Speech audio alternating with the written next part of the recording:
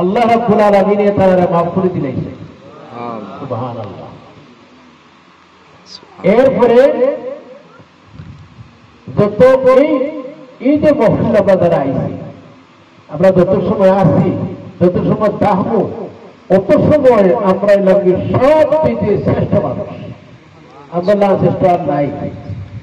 আমরা যারা আজকের এই মহফিলে আইছি, দিকে করা যাইছে, দিকে করিয়া আমরা আল্লাহ শ্রেষ্ঠ মানুষ আল্লাহ।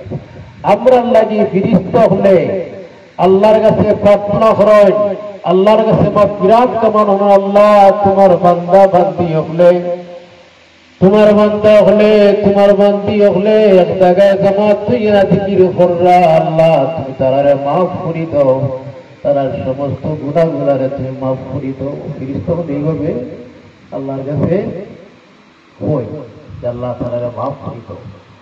যার কারণে এই জিকিরের শান মান ফজিলত খুব বেশি। আমরা যারা মর্যাদাশীল, আমরা যারা আল্লাহর কাছে সম্মানিত মানুষ, আমরা জবান দ্বারা জিকির করি, লা ইলাহা ইল্লাল্লাহ কই, আল্লাহর যে বান্দায় জিকিরের ব্যবস্থা করে দিয়েছে, যে বান্দার উসিলায় আমরা এখনো বলতাম পারছি, জিকির করতাম পারছি, আমরা জবান দ্বারা লা ইলাহা ইল্লাল্লাহ হইতাম পারছি। আল্লাহর হাবিব ইরশাদ ফরমান, সবথেকে বড় জিকির হইল লা ইলাহা ইল্লাল্লাহ।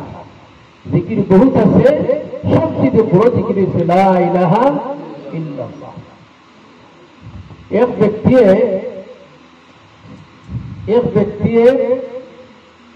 প্রত্যেক দিন রাত্রিবেলায় আল্লাহ জিকির করুন, লা ইলাহা ইল্লাল্লাহ জিকির করুন। জিকির করতে করতে সুবহানাল্লাহ খুব বেশি জিকির করলাম। এই সময় শয়তানে কয়বা, তুমি যে এত জিকির কররা, তুমি যে এত জিকির কররা, তুমি তোমার আল্লাহকে কিছু পাইছো কি? পাওনি, কিছু তোমরা পাইছো না, পাওনা যদি সেটা জিকির করো। ওই সময় শয়তানের কথা শুনিয়া তার জিকিরটা বন্ধ হয়েছে, আর বন্ধর ফলে তার ঘুমাইছে। ঘুমার পরেও তাই স্বপ্নে যখন যে দলিল কদর আবিদ হযরত খিদির আলাইহিস সালাতু ওয়াস সালামে আয়াত আল্লাহ দেয়া করছেন, ওবা আল্লাহর বান্দা, তুমি তো আল্লাহর সৌভাগ্যবান ব্যক্তি, তুমি কিতার লাগে জিকিরটা বন্ধ করছো?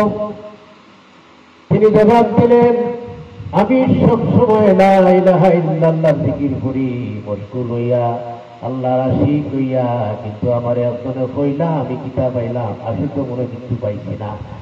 আমার মনে হয় আমার জিকিরটা আল্লাহ কবুল করছেন না। আমার মনে হয় যেভাবে জিকির করার কথা এইভাবে আমি জিকির করছি না, যার কারণে আল্লাহ রাব্বুল আলামিন আমার জিকিরটা কবুল করছেন না। এই কারণে আমি জিকিরটা এখন বাদ দিলাইছি। তাই হইলা না? না, আমি শব্দের মাধ্যমেই আমাকে আল্লাহ আমাকে নির্দেশ দিচ্ছেন যে তুমি জিকির করো, তুমি সবচেয়ে সৌভাগ্যবান ব্যক্তি।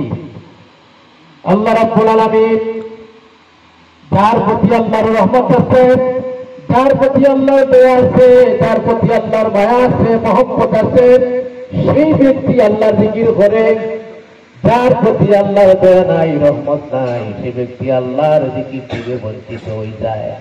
তাই ধরে আল্লাহর দয়া আছে, আল্লাহর মায়া আছে, আল্লাহর রহমত আছে, আপনি হইলেন সবচেয়ে বড় সৌভাগ্যবান, আপনি লা ইলাহা ইল্লাল্লাহ জিকির করতে দাও।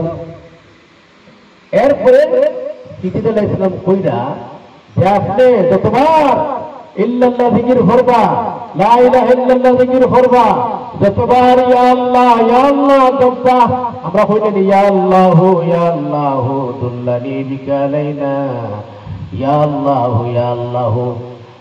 খিদির আলাইহিস সালামের ওই সৌভাগ্যবান ব্যক্তিরে হইরা আপনি আল্লাহ জিকির করুন।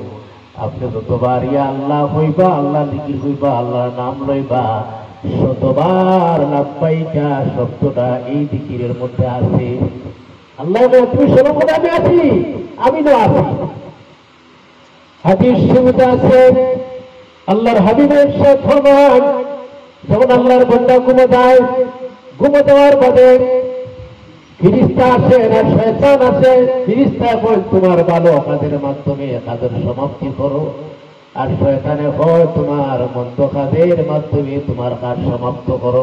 মন্দ কাজকে তুমি ঘুমাও, আর ফিরিস্তা কইরা ভালো কাজকে তুমি ঘুমাও।